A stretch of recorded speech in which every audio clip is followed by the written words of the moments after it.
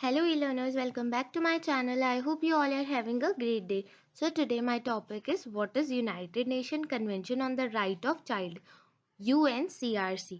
UNCRC कब implement की गई थी, कब इसे अडॉप्ट किया गया, लागू कब किया गया, कितने मेंबर कंट्रीज हैं, what are the rights come under UNCRC और इंडिया ने यूएनसीआरसी कितनी इम्प्लीमेंट की और एजुकेशन का क्या रोल है यूएनसीआरसी में, आज हम उसके बारे में डिस्कस करने वाले हैं. So without wasting any time let's get start with the topic. What is UNCRC? UNCRC एक ह्यूमन राइट ट्रीटी है जो कि बच्चों के लिए बनाई गई, जिसके अंदर उन्हें political, civil, economic, social, health, cultural rights provide किए जाएंगे. ये एक इंटरनेशनल एग्रीमेंट है जिसके 193 मेंबर्स हैं और सारे मेंबर्स को यूएनसीआरसी लागू करना होगा. इसके अंदर 54 आर्टिकल्स मतलब 54 लॉज हैं जो कि बच्चों के लिए बनाए गए हैं, चिल्ड्रन लॉज हैं और गवर्नमेंट को मेजर्स उठाने होंगे ताकि वो अपनी कंट्री में ये सारे के सारे जो लॉज हैं वो बच्चों को प्रोवाइड कर सके. सीआरसी यूनाइटेड नेशन ने 1989 में अडॉप्ट की थी और ये फोर्स में 1990 में आई थी और ये हमारी हिस्ट्री में सबसे अच्छी ह्यूमन राइट ट्रीटी है. इसमें आर्टिकल्स हैं बहुत सारे जो कि इंश्योर करते हैं कि बच्चों की नीड्स को फुलफिल किया जा सके और उनको फुल्ली डेवलप किया जाए, क्योंकि जो बच्चे हैं वो एक कंट्री के फ्यूचर होते हैं, तो इसीलिए उन बच्चों के लिए ही ये ह्यूमन राइट ट्रीटी लेके आई गई, जिसमें 18 साल से जो कम एज के बच्चे हैं उनको कुछ ह्यूमन राइट्स दिए गए, उनको एक्नॉलेज किया गया और उन्हें फंडामेंटल राइट्स प्रोवाइड किए गए. 54 लॉज हैं, ये 54 राइट्स हैं. मतलब हम उनके सिर्फ इम्पोर्टेंट राइट्स को ही आज डिस्कस करेंगे. First is right to life, survival and development, हर बच्चे को जीने का अधिकार है. Second is right to education that facilitates them to reach their full potential, हर बच्चे को पढ़ाई करने का अधिकार है. Right to protection from abuse, violence and neglect, हर बच्चे को अब्यूज, वायलेंस और नेग्लेक्ट से प्रोटेक्शन मिलनी चाहिए. Fourth is right to express opinion and be heard, मतलब हर बच्चे को अपना ओपिनियन एक्सप्रेस करने का राइट मिलेगा और उनकी बातों को सुना भी जाएगा. Fifth is right to be raised by or have a relationship with their parents, मतलब हर बच्चे को एक लव अफेक्शन वाला रिलेशनशिप अपने पेरेंट्स और गार्जियन से मिले, उनकी विशेस को फुलफिल किया जाए. United Nation convention on the right of a child जो है वो हर 18 साल से कम उम्र के बच्चों के लिए बनाया गया है ताकि बच्चों को सेफ्टी मिले और वो अपने पोटेंशियल को फुल्ली ग्रो कर सके. You are born with these rights और ये राइट्स आपसे कोई भी नहीं ले सकता. हर एडल्ट की रिस्पॉन्सिबिलिटी बनती है कि बच्चों के इन राइट्स को प्रोटेक्ट किया जाए.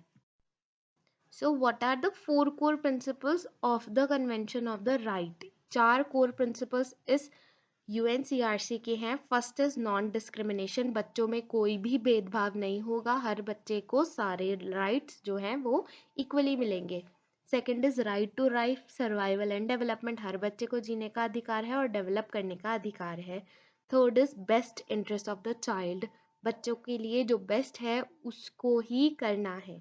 Fourth is respect for the child view, हर बच्चे का अपना व्यू होता है और हमें उस व्यू को इंसल्ट नहीं करना है बल्कि उसको रिस्पेक्ट करना है, उसे समझने की कोशिश करनी है.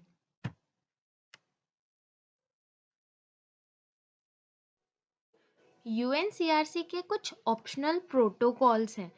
3 optional protocols that has been added to the convention they are mentioned below. First protocol is asking government not to entitle children below the age of 18 into the armed force.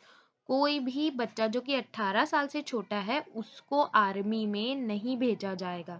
Second protocol is asking government to prohibit child pornography, child prostitution and sale of children into slavery. किसी भी बच्चे को slavery या pornography या child prostitution के work में नहीं भेजा जाएगा. प्रोटोकॉल नंबर 3 है कि enable children who faces violence of their right to complain directly to the UN committee on the right of child. अगर किसी भी बच्चे के साथ ये जो राइट्स हैं ये नहीं पूरे किए जाते तो बच्चा यूएन कमेटी में राइट ऑफ द चाइल्ड के अंडर डायरेक्टली कंप्लेन कर सकता है। It is the committee that monitored the implementation of the convention. जो यूएन कमेटी है यही देखती है कि हर कंट्री में ये सारे रूल्स बच्चों को मिल रहे हैं या नहीं। Additionally UNICEF plays an important role in the working of UNCRC. जो यूएनआईसीईएफ है इसका भी बहुत इम्पोर्टेंट रोल है यूएनसीआरसी को देखना कि वो अच्छे से इम्प्लीमेंट हुआ है या नहीं। India and CRC. इंडिया ने 1992 में इस एग्रीमेंट को एक्सेप्ट कर लिया था, सारे आर्टिकल्स को इम्प्लीमेंट किया, बट चाइल्ड लेबर पे कंप्लीटली इंडिया ने बैन नहीं किया। बहुत सारे लॉज निकाले गए, लोगों को अवेयर किया गया, कैंपेन चलाई गई कि 18 साल से जो छोटे बच्चे हैं उनसे कोई भी काम नहीं कराएगा। बट क्या ये कम्प्लीटली बैन हो गया? नहीं। आज भी हम लोग अगर किसी शॉप में जाते हैं वहाँ पे बच्चे काम कर रहे होते हैं, इंडस्ट्रीज में भी छोटे बच्चे काम कर रहे होते हैं, लेकिन बस हैजार्डियस जो इंडस्ट्रीज है वहाँ पे कम्प्लीटली बैन किया गया कि नहीं, वहाँ पे छोटे बच्चे काम नहीं करेंगे।